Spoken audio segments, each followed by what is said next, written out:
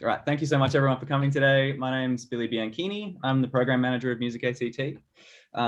Before I introduce the panel and the Director of Music ACT, Daniel Ballantyne, I would just like to make a quick acknowledgement of country. So Music ACT acknowledges the Ngunnawal people, the traditional custodians of the land on which we meet. Music ACT wishes to acknowledge and respect the Ngunnawal people and their continuing culture, in particular their contribution through music and all the contributions they make to the life of Canberra and the region. Thank you so much everyone for coming. Today we're going to be talking about the ways in which you can start a band, what to look out for, what to look for in band members, how to know who's the best person to take on the lead role in that sense. But before I do that, and before I introduce the panel, I'd just like to hand over to Daniel Ballantyne, Music ACT's Director, who's just going to brief us a little bit on what Music ACT's been up to the last little while. Yeah, look, thanks for that introduction, Billy, and hello everyone. It's lovely to see you all. We are welcome to 2022, huh? What a year and what a start. We've been running pretty hard. One of the first things that's come up very clearly at the beginning of 2022 is that we're now effectively in a form of lockdown. Just one moment, please. While Daniel's doing that, I'll introduce our amazing panel. How about that? So first up, we have Grant Simpson, who's the lead singer of Canberra indie pop group ARCHIE.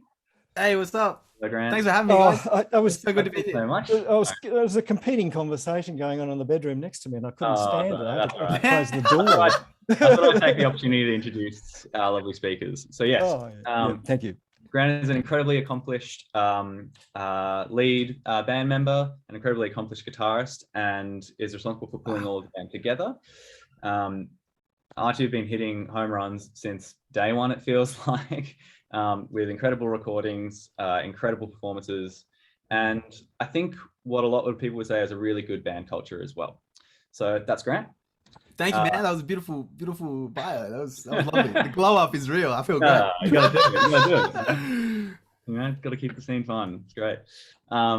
And we also have Lucy Sugerman here as well, who is also an incredibly talented musician, who, in a similar way to Grant, has pulled together a really strong team of musicians for amazing live shows as well.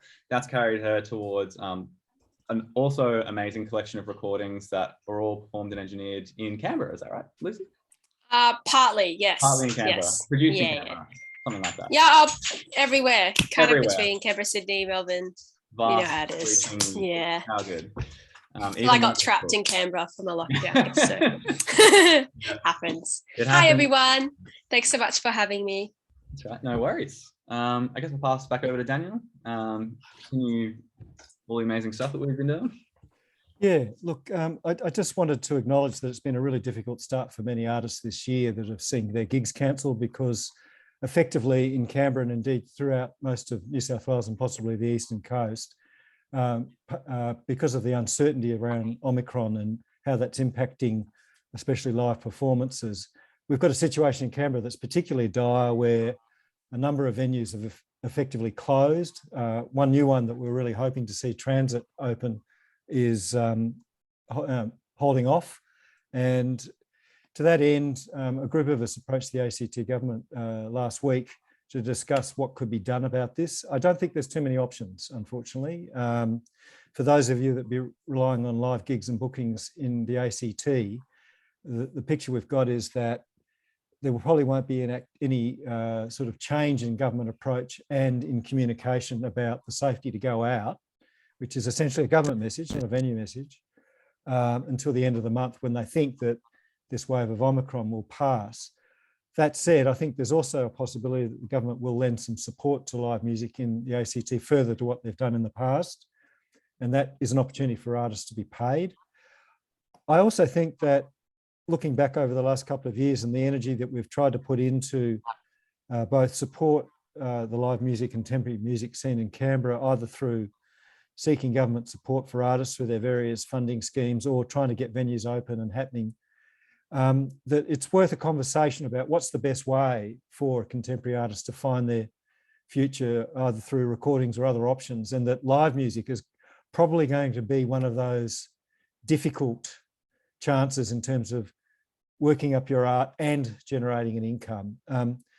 And I think that's the conversation that Music ACT wants to at least initiate and hear about from artists, especially as we lead up to our main sort of consultation event in May, which is called State of the Territory. I know many of you have participated in that. It's a really important event for us. It changed our direction. And it's important that I think as a group, we try and find a way to figure out what our future could look like, given the way the last 2 and a bit years have run with the way the pandemic has run. I think the idea that we can hold on to old practices around, for example, the expectation and reliability of live music is a tough one to try and see into the future. I might be wrong. I hope I'm completely wrong, but I think 2 years of this thing is going on. But in the meantime, you can do a lot of good things, and that includes coming along to our series this year for professional development program. And I just want to emphasize what Billy's done, and that is to put together a visionary year of the artist journey and to make that really accessible, both online like this, which is just our first event for the year, through to we hope to have our own live events more often. And in particular, we have a big live event around May for our consultation with the industry and with people. That's about as much as I wanted to say. I think that we should try and figure out our futures together. And I look forward to hearing from all of you about that. Okay, Billy, do you want to let it rip? Let's let it rip. Let's let it rip. Just a few quick things today. Today's going to be a bit more of a panel discussion than a presentation per se, but I think the advantage of doing this topic in this way will allow all of you to ask a lot more questions as well. So there's 2 ways you can ask questions. You can just leave it in the chat and I'll get to it at an appropriate point. Or you can just unmute your mic when we get to the question section and go for gold. We'd probably recommend that because it's more fun to talk to people. So I guess the best place for us to start, Grant and Lucy, is maybe start with Grant. Could you tell us the story of your story of how ARCHIE came together and what the process was like of pulling those people together? Yeah, for sure. So I guess the first connection that was made in ARCHIE was Zandy and I. We went to the same school. He was a year below me in school, and straight away, as soon as I heard his drumming, I knew that this guy was extremely talented and really special, as well as such a lovely human. And we both ended up studying at ANU. And when we first started studying, we were like, hey, let's start. Let's make a band and let's do it. And I always knew that he would push for it, and I know that he wanted it as much as I do and still do. So it was great to have someone in it from the get-go, committed to finding other people to play with.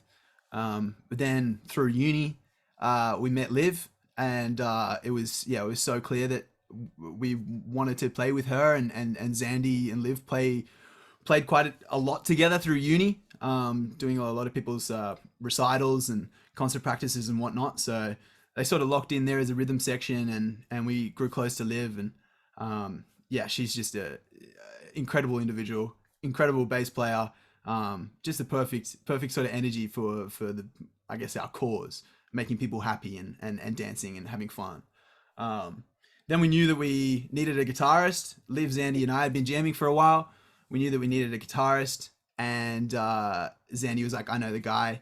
He was a family friend, and it was the beautiful G-Man. And as soon as I met him, I fell in love with him. He's just so positive, so happy all the time, smiling all the time. And that's such an important thing for us, like the energy of what we're doing. It's exactly who Jeremy is. He's such a ball of fun, and we knew that it had to be us four. We get along so well, and very fortunate to. I mean, I didn't know what I was going to do. I didn't know if I was going to end up at uni, but I ended up at uni and met the right people, and here we are today. That's how we met. But also, Billy, we met Bill in uni as well, and you were pivotal to our foundation as well. I think we were going to be called the Avery, and you were just like, nah, dude, nah. So having that advice straight from the get go was awesome, and you and definitely Keo as well helped sort of shape the direction of where we actually wanted to go. You sort of made that clearer for us. So yeah, there's a team around it, but yeah, I guess that's the origins. I didn't think we were going to get to that point, but thank you. Yeah. I guess then, like, and Lucy, I'm going to ask you how it compares to your experience in a moment, but it sounds as though, like, I guess to generalize that journey is that you were really good friends with someone and you decided that you both wanted to be in a band, and then you kind of brought other people into that from there. How do you?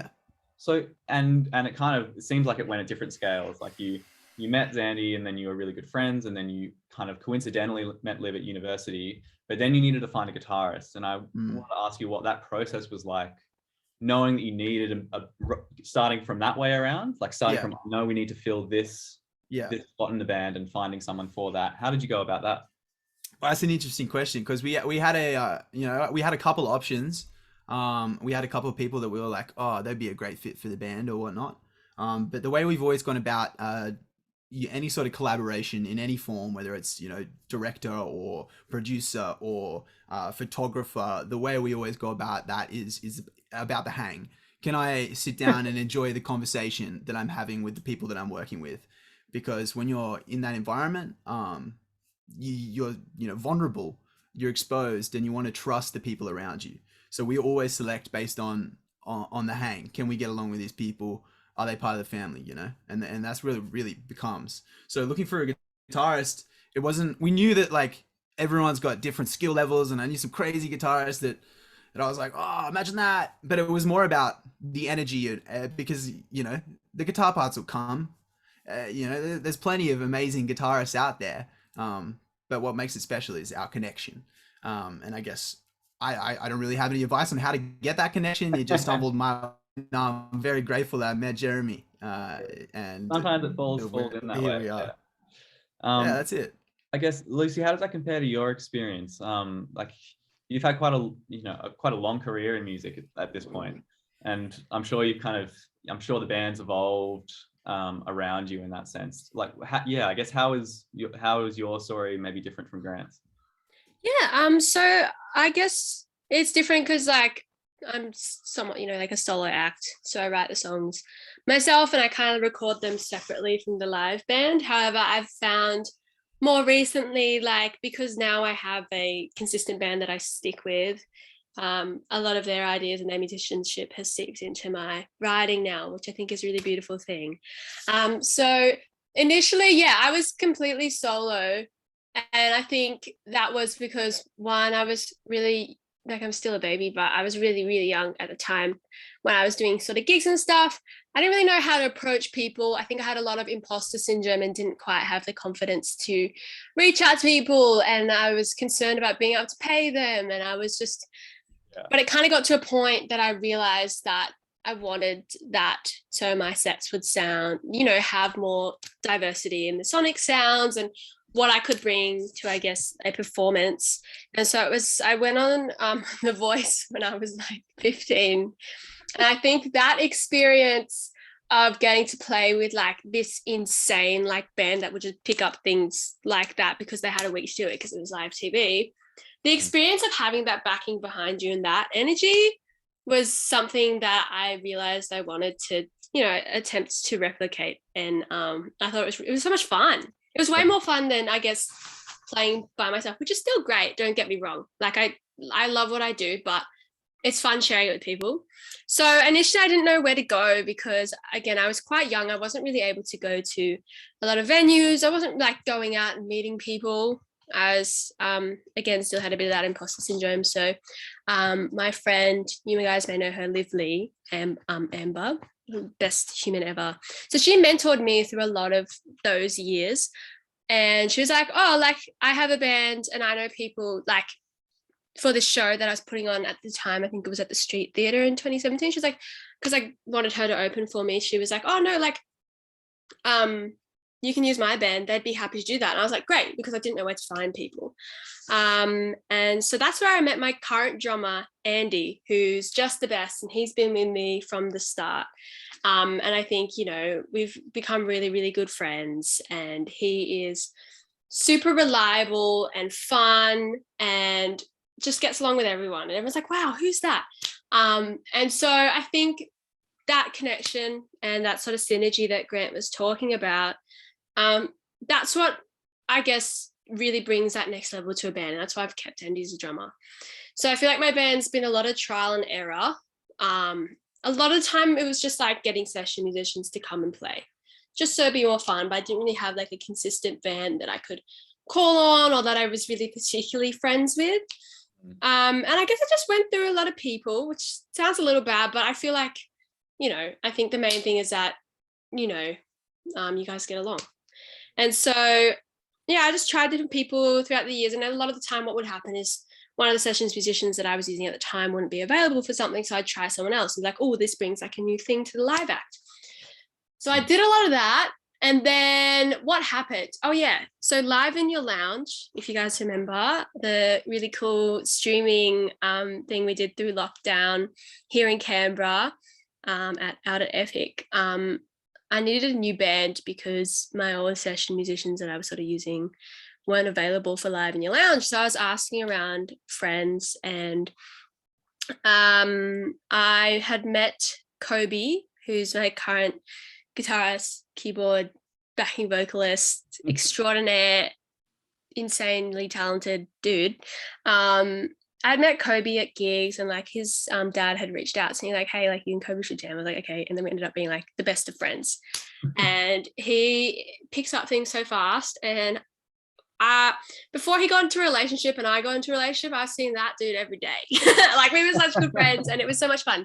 So having him was a no-brainer. And then I asked my friend who actually went to ANU School of Music as well. I was like, I feel like I want to switch up the band lineup now, like who's good? And he suggested Dylan and Liv, who's also the bass player in ARCHIE. And at first it was kind of like throwing a bunch of random people who didn't know each other in a room, and we just like played some music, but then just happened to work. And then, you know, I could see that between like the members of the band, they were all getting along really well, some even better than others, if you know, you know. And I could see that, and I think that kind of brought the performance to the next level. And I had fun with these guys, and I think we were all like mostly at similar stages in life, and they seemed to really love the songs, and they were passionate about it, and they were all asking, when's the next gig?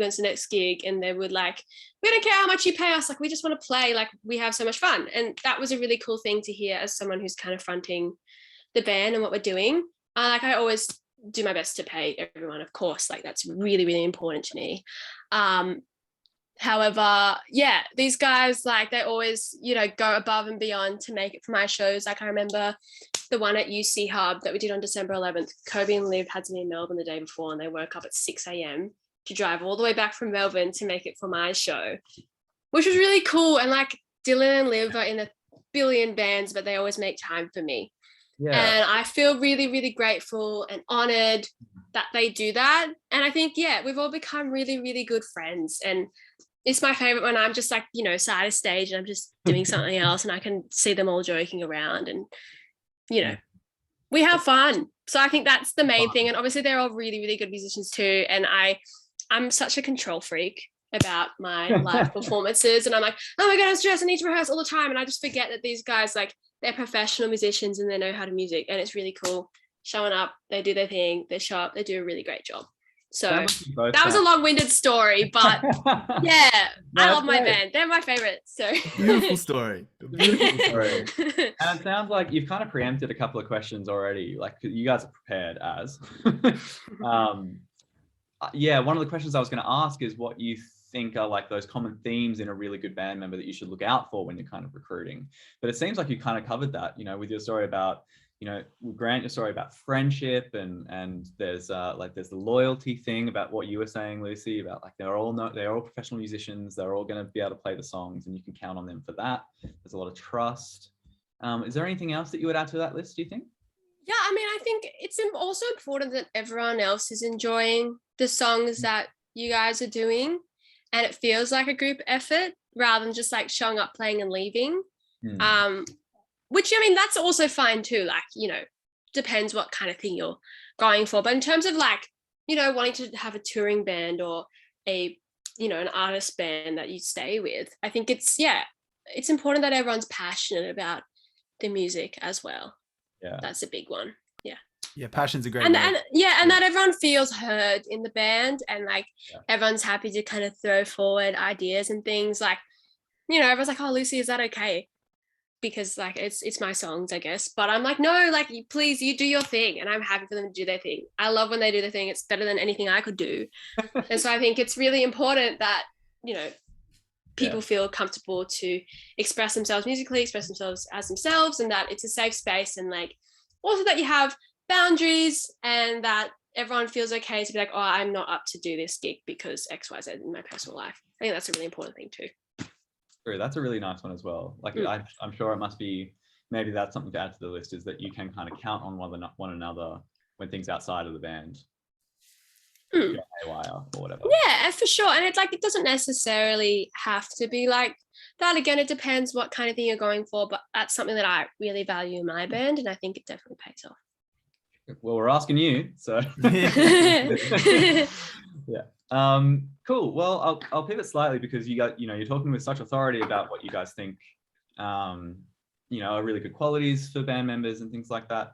It seems as though like would you both consider yourselves the leaders of like the musical ensembles that you're respectively, do you think? I don't think I would. No? I think in the whole project, there's definitely moments where people lead individual things. Like for example, when we're coming to the release stuff, Zan's on top of that. Like he's really good at it. He's had some experience in it, so he's happy to cover that. I'm happy to cover emails and responding to messages and reaching out to people. I love that. That's a lot of fun. So I feel like everyone finds that Liv loves making the set list. She loves making a set list for the show, and it's always fun to get them. She always gives she gives great suggestions for my set list too. Yeah, she's I wouldn't say anyone's a leader. Everyone's got their own things that they feel like they can contribute more to the group. I guess my dynamic is a little different to Lucy's, in the fact that Archie do everything together, recording, writing, and playing. What about you, Luz? Yeah, I mean, like, obviously, because like Lucy Sugarman is my artist project, and I write the songs and kind of do the organizing and admin. So I guess I'd say I'm like the leader as such, and everything kind of runs through me. But what I found is like, as we've done more gigs together, they just know what they need to do, and I can also trust them to do stuff and like have the initiative to do things before I even think of them. Yeah. So really, I wouldn't, obviously, like, definitely wouldn't be able to do it without them being as good as they are. And again, like I was saying before, I think it's been really lovely having their sort of energy and their feel and things, sort of musicality that they bring to the live arrangements of songs, kind of seep into how I write. And I love recording, live versions and stripped back versions with all of them and getting them involved in lots of different things. And so I would say, like, yeah, I guess on paper I'm the leader, but they definitely, they bring so much to it. Well, yeah, it's become more and more collaborative as we've gotten to know each other, which is really cool. Cool. So interesting to hear, like, it seems like there's so many parallels, but there's so many differences in your two stories. Totally. Even when, like, your music is so like together as well. It's like so interesting. What do you think, if we were to start a band tomorrow, what do you think? Let's do it. Let's do it. Yeah. Let's do it. What would you say is the biggest challenge to prepare for if you're going to start on that journey? I guess that's a bit of a tough one. Yeah, that's a big one. I mean, there's probably a lot of things. But the biggest thing that I've realized after being in the band now for quite some time is you realize that there's no overnight success. You realize that, like, sure, people blow up and whatnot, and they release a good track and they get more traction, but the ones that are currently doing it at the best level, at the highest level here in Australia, the ones that put in the work. And it's so easy to see that now, but maybe it wasn't as clear before we started. So yeah, be ready to find some people that are actually committed to doing the work, because that's really the only way that you go anywhere. So if the team's ready to do the work, then let's roll, you know, to the top. Right. Nice. What about you, Liz? Yeah, I think big lessons I've learned is in terms of finding a band, I think I felt like I just find some people and that'd be that. That's kind of the way I saw it. But I think it definitely takes time, and it's okay to say to someone, hey, I want to try this thing. I want to do something else. And then, or try someone else, or like, hey, I need someone a bit more available. At the end of the day, you got to do what you got to do as long as you do it respectfully and that you're open and that you're honest from the beginning. And I think, yeah, one thing I've really learned, especially with my current band members, is to be open and honest with what's going on. If, you know, there's certain things that may impact a performance or band or XYZ. Honesty is the best policy. Be direct. And yeah, remember that, you know, they're people, they've got things going on. Be respectful. And also, I think another main thing that I think is important for in terms of if you're a soloist and you're hiring people to play for you, which is obviously like a little bit different than what Archie's doing, where you know, they're the artist, they're the band. Make sure that you do your best to compensate and pay these people for their time, because, you know, as we all know, we're all, you know, involved in the music industry, we're all musicians here. It's really important to value your creative work. And so, you know, there's been a lot of times where, especially because, you know, how things are, sometimes there's like a really, really cool gig, but they're just paying you the worst fee ever. And you try and negotiate a bit higher, but there's only so much you can do. You know, sometimes, especially at the beginning, you know, I take a little bit of a smaller pay cut and make sure that these guys get paid. Because, you know, also on the side, you know, you have your cover gigs and whatever else. And I think valuing that and those session musicians as best as you can really, really pays off, seeing them as people, because, you know, obviously I love them dearly and now we've become really good friends and it's all lovely and cool. But it also means like they see that and they want to come back and they want to play with you, and they'll end up, you know, if you really need something, like say you want to do a charity thing and you're not getting paid, or you know, there's sort of like a last minute thing and everyone needs to squeeze in, they will. As long as you show up for them, then they're going to show up for you. So that's open honesty and show up for people. Right. Hope that makes sense. Everyone, that was right? perfect. Yeah, right. Yeah, that was amazing. Oh, okay. So maybe one thing I really wanted to ask you guys is, I don't want to jinx it, it's not going to happen, but say you had to start again with your band, start a whole new band tomorrow. You know, you didn't have access to the people that you have now, like maybe you've moved to a new city, you've moved to London or whatever, and you've got to bring a band together. What would be the first couple of steps for you guys? Big Probably question. go window shopping, go to gigs, well, when they're on. Big time. Google, look at artists from the area that you love. Who are they playing with? Who do you know? I think like the way that I sort of got my band, just talking to people and being like, who's good? What's happening? Yeah. Go see them play. Yeah, so I guess same thing. Same thing. And I think now, especially, you know, having done it for like a little bit, particularly with pop music, I kind of know what sort of musician I'm looking for. I need, you know, because pop, I feel like you really want to get on the money. There's a little bit less improv. It's a lot more like zoom. Yeah. And so, you know, I want to look for people that can emulate, you know, a recorded track pretty well. Yeah. Daniel, were you going to jump in with something just then? Yeah. Just to let you know that in the next few weeks and months, we're going to do something with Jackster. It's an incredible resource. Just to Lucy's point about, oh, gee, I like those tunes or I like that artist. And through Jackster, if you're a pro member, you can rapidly find out their details in terms of their work and who their other associates might be in their work. And just watch out for that. That's coming up really soon. Yeah. From what I've seen of it, only last week they put me through a sort of an induction thing, and I was really impressed, you know, but the proof will be in the pudding, how it works and how you get into it. Yeah, it's certainly something we want to put in. Yeah, it seems like though, like from all of that, it seems like there's two there's two real ways depending on where the musicians are. You know, there's if you're looking for international collaborators or like non-local collaborators, then like Jackster is absolutely the place to do it, because you can just go and find any song you like, see who worked on it, find those musicians, find that producer, find that recording engineer, and that's the way to do it. Or just get involved in your local music community, which you guys Window already shopping, yeah. Yeah. So that's great. Okay. That's a All great right. Just thought I'd throw that into the mix. They reckon they're Cool. going to dream up some kind of social media platform around it too, to assist with that engagement. Awesome. It's very, very early days, but I certainly wasn't stopping them from doing it. It was great, encouraging them to get into it. It seemed like a great idea. Anyway, back to our guest stars. Yeah. Thanks, Daniel. Yes. Oh, sorry. No. Yeah, and I think another thing, once you've found the members, is particularly if you're a soloist and you have songs and you just want a backing band, so obviously again different to say Archie, is have those songs fleshed out, write charts or chords if you know how to, or find someone that can.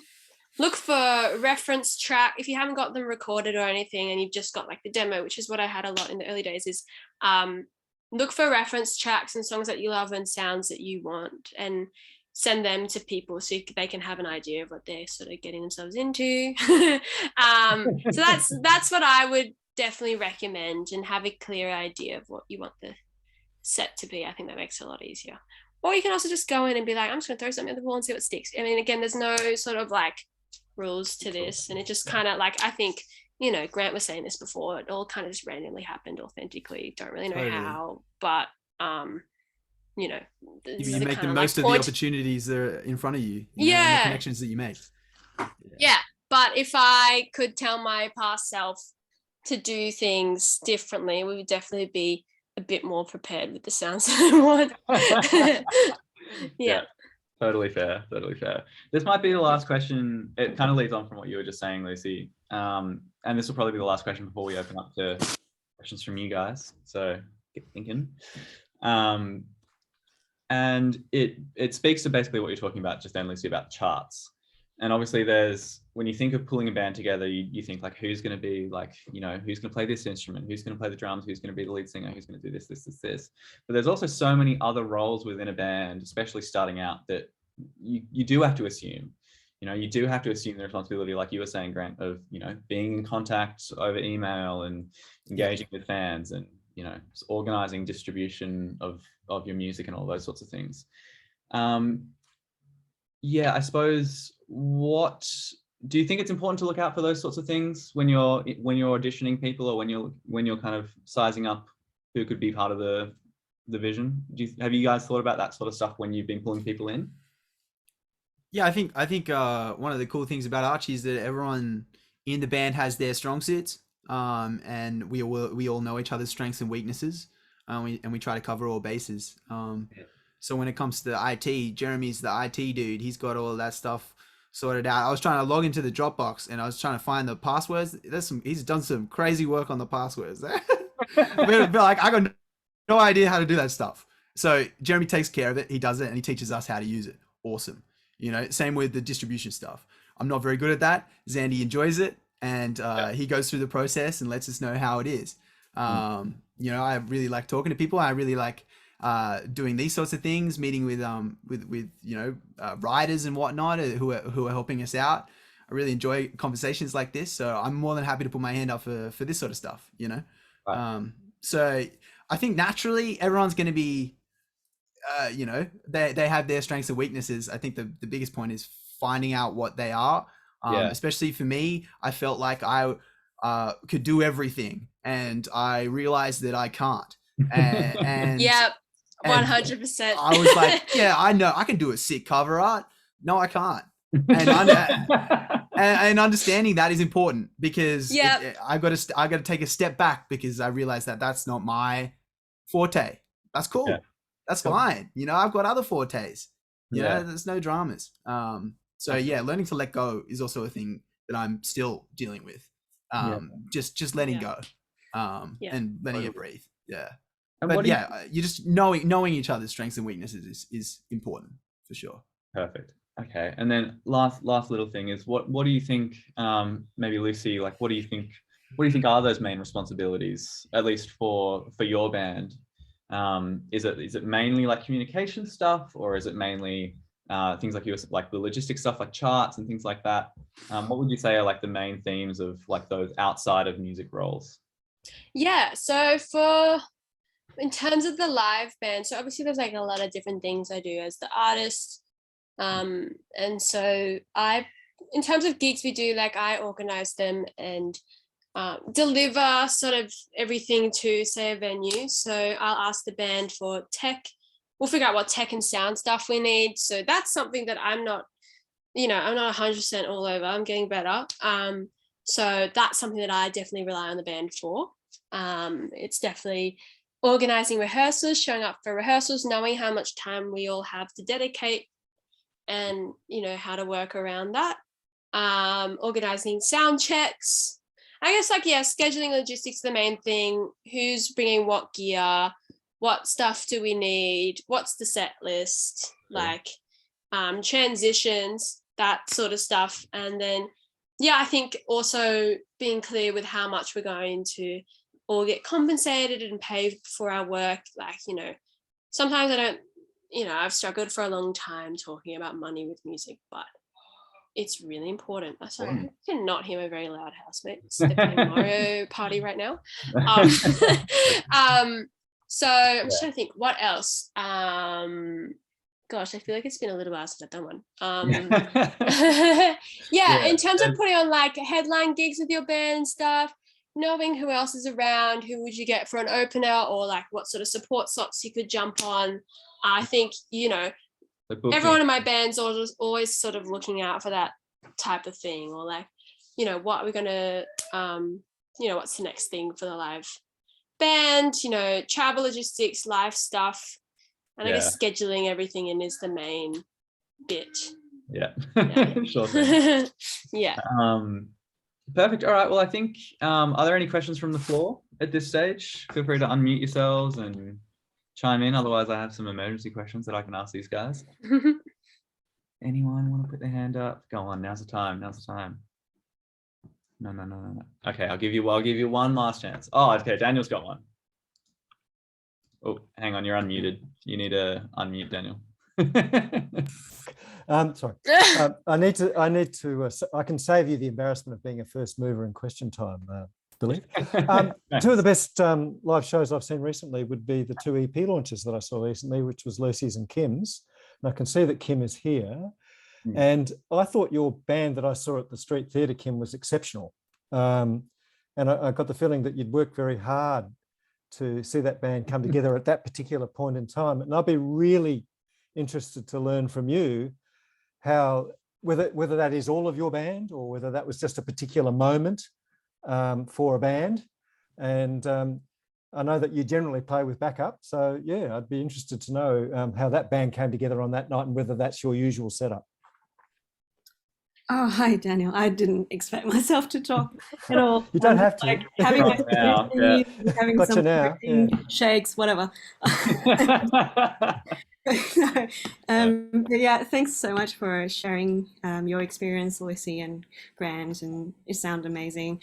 I guess from my band, I think I was just like Lucy, like I wasn't sure how much to pay them, and like I was like asking them a big favor and all that. So I feel like really timid every time to talk about money, and I'm still feeling the same right now. But yeah, for that gig, I used to play with other bands like the Muddy Wolf Band. That's a sort of indie blues band before. And that's how I met Matt, the Matt Nightingale, and he happens to play double bass as well. So that's really, really cool. And yeah, I've been like eyeing people for a long time. I just never get a chance to reach out and just like pour on them, like, can you come? You know, I did a lot of the same. I feel that. Yeah. I would stalk people for a while, right? Like, and then and then this gig came up and I started to reach out to people that I sort of know. And so Naomi, the drummer, we actually used to study at the CIT music school. And yeah, and she's like super energetic. She's a rock drummer, but I just didn't care. Yeah, my stuff's sort of indie folk or a bit folk pop, but it's nice to have her to, you know, smash the drums and just go really crazy with her sounds, and I just let her explore that. And my celloist Tab, we used to work at the ANU together, and figure out that she also played cello, so I'm like, hey, do you want to, we never played together before, so I'm like, want to jam together? You know, I'm going to record a song. When I had my first song off the EP recorded about 2 years ago now, I just sort of had a little jam with her in my house and just force her to record a song together with me. And then she's been trained since then. I just gonna pull on her, come do something. And I also have a keyboard player at Jonah. Unfortunately, he actually just left the band, but we also play at the Muddy Wolf band together before. So yeah, he's a jazz player, and it's just nice to have different music genre to be infused into my music. So I think that was really fun. It was a fun night. So we still wanted to play together, except Jonah. So I'm still looking out for different keyboard players at the time. So yeah, still scouting. Scouting. Yeah. Do it. It would be so much easier if we had some gigs to go to, huh? You know? Yeah, I suppose if there's are there any other questions that, I guess for Kim as well, if she's happy to talk as well. But if not, I guess I'll wrap up with one last question for you guys, which is, I guess, what's the best piece of advice maybe that you've received or that maybe you've given that you're particularly proud of about that whole process? I'm sure you get asked about stuff like this all the time, about like the process of, you know, starting a band from the beginning and growing to the amazing musicians that you are now. What would you say is the biggest piece of advice to anyone who's looking to really make their move this year and really like start fresh and start a new musical project? Man, big question. Good question. Yeah. Yeah, Luce, what do you reckon? If you have something, actually, I think I do have something. Actually, I do, but you're welcome to go first while if you have one. Yeah, I think I've been harping on about this whole time.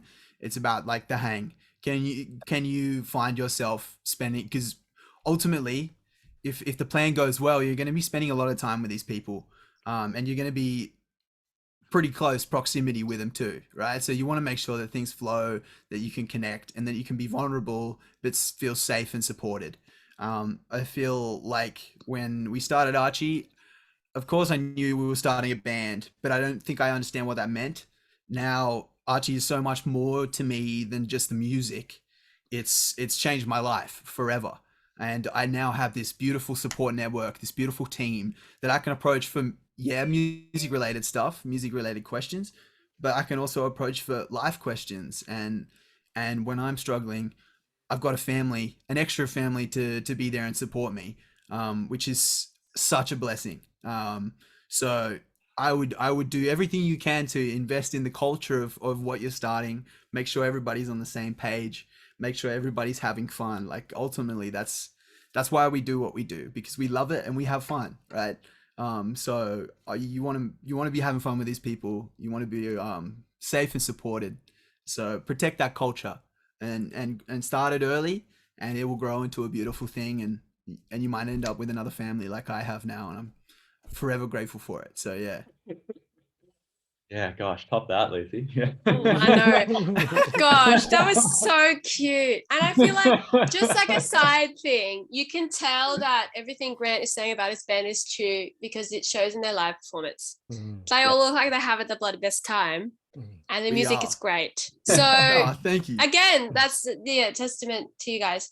I think the biggest thing that I'm still learning, and that people have told me, and then I tell people, but sometimes, definitely fall short on doing it, is just put yourself out there. It doesn't I think I was always really scared. I'm like, oh, I'm not good enough, blah, blah, blah.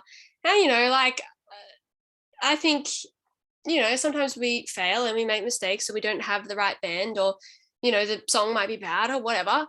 doesn't matter if you actually put yourself out there and just try and keep practicing and trying to get feedback and seeing what's out there and really put in that concerted energy. I promise it will pay off. And putting yourself out there and actually just doing it and reaching out to people, they're like, hey, you want to play in your band? Will do miles more than just sitting back and doing nothing. Just, that sounds kind of obvious, but I feel like we definitely get in our own heads a lot of the time. And the worst thing people are going to say are no, or the worst thing that people are going to do is, oh, we don't like it, or that's bad. And you might feel embarrassed for a bit, but things pass. So I think if you needed a sign to start your band or to start going to gigs or start playing live or start doing something, consider this your sign, because, again, very obvious, but we all start somewhere. But I think a lot of us forget that when we're watching, Taylor Swift on stage, huge stadium. You're like, I could never do that. But like, she was also playing in cafes to 10 people when she started out. So, put yourself out there and just get in touch with people. And I promise that, it will get easier with time. So, yeah. What a great piece of advice to end on. You guys, thank you so much for your time today. And thank you everyone for joining in today. If you know someone who like really wanted to make it along but couldn't make it, like Aya, who was supposed to join us today, she really wanted to make it along but just couldn't make it. The whole Zoom is recorded, and it is available after the fact as well. So let them know that that's available, and it'll just be up on the Music ACT website. Thank you so much, everyone. Thank you, Billy. Thanks, Music ACT, for organising and all the work that you guys do. Legends. Thanks for having us. It's been an absolute blast. Yeah. So beautiful to see all you guys here. Hello, everyone. Thanks for coming, everyone. Hope you're all doing well. Yeah. Beautiful. All right. Well, thank you so much, everyone. And our next event should be on the 6th of February. It's going to be about grant writing and other sources of revenue. Oh, fascinating. What are you writing, Grant? Hopefully a few decent songs. Oh yeah, fingers crossed, eh? I'll figure that out one day. All right, thank you. I don't know why I said that. Okay, bye. On that, goodbye. Big love to everybody. Stay safe out there. Have fun. Bye, everyone.